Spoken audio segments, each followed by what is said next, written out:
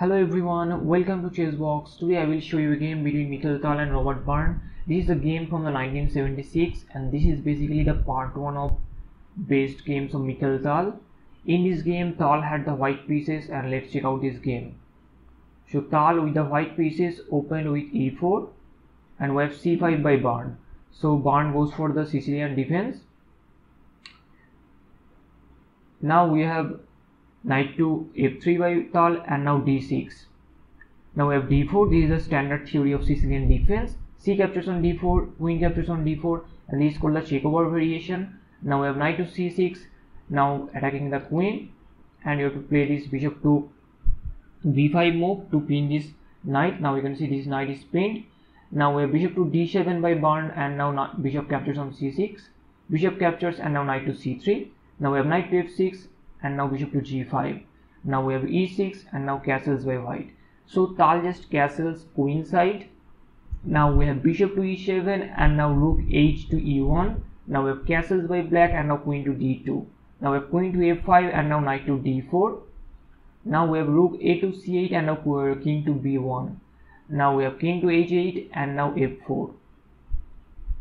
Now we have h6, and this is the moment of this game where Tal played this h4 move, and h4 is a Tal move in this position. So Tal just sacrifices his bishop. So Byrne just captures the bishop. Now we have h captures on g5, h captures on g5, and now knight captures on e4. In this position, Tal played queen to d3, but instead of queen to d3, if you wonder what if knight captures on e4, after this knight captures on e4, if you capture this knight, this is just a line I am showing, then queen captures on d2 is possible, and you don't have to immediately capture this queen. You can play this rook to h1 with check, and after the king moves, then you can capture the queen. Then bishop to d7 is possible, and after knight to e4, then f5 just attacking the knight. And after g captures on f6, this is the en passant captures, and now we have g captures on f6 and now f5. Then e captures on f5, and now you can play this knight to g3 move, and the game continues. And this game is probably, and this position is equal for both, and this there is no problem with this position now. So after this knight captures on e4, knight captures on e4, you can play this move, there is no problem with it. But Tal played queen to d3. In the game, Tal played queen to d3. Now after this move, Byrne played bishop captures on g5, but bishop captures on g5 in this position is just a blunder. Why this is blunder? After this move, after this move, queen to d3, you have to capture this knight. This is the best move for black in this position, because after this knight captures, then b captures on c3, and now you can capture this pawn. F captures on g5, and now king to g8. Then rook to h1 is possible, and the game continues, and white is still better in this position. Engine shows +2 for white, but this is also playable for black.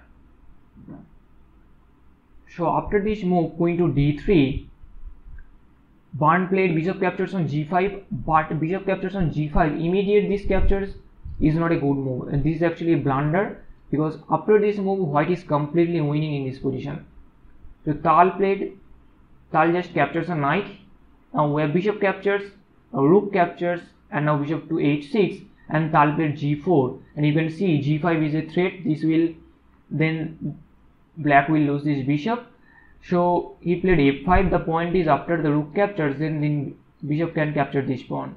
So we have rook captures on e6, bishop captures on f4, and now knight captures on f5. And after this move, knight captures on f5, Robert Byrne just resigned the game. He resigned because this is completely winning position for white. So you can pause the video and find the strongest move for white in this position. And if you found this rook captures, after this knight to f5 move, in this position Robert Byrne just resigned the game because there is no good move for black, and you have to capture this knight.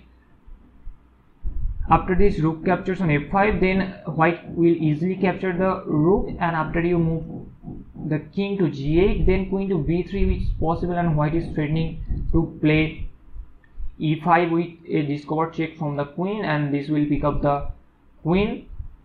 So after you play d5, then just f6 is very strong. After king to f7, then f captures on g7, and after you capture the rook, then queen to h3 with check, king to f6, and the point is you will lose this rook.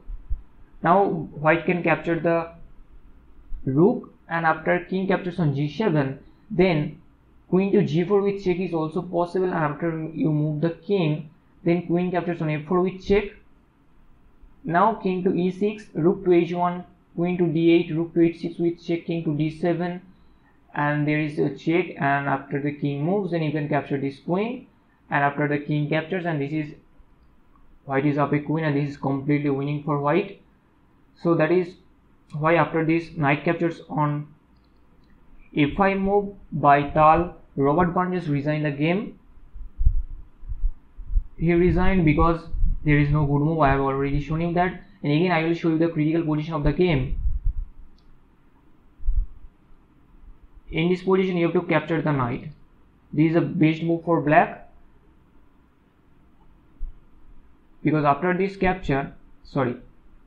knight captures, then b captures on c3, and then now you can capture this pawn, and after f captures on g5, then king to g8, and rook to h1 is possible, and this position is also playable for black.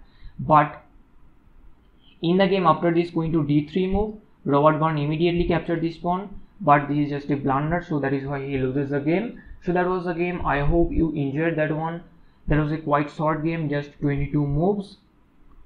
And after this knight captures on f5 move, this is a move number 22. After this move, Robert Burns just resigned. So that was the game. Now I will show you the standings of this tournament. So these are the standings. Bent Larsen actually won this tournament with 12.5 points out of 19. Then Tiger Petrosian, and on the 4th place we have Mikhail Tal, and Robert Burns in the 5th place. So that was the game. I hope you enjoyed that one, and if you enjoy my content, then please subscribe, and thank you for watching.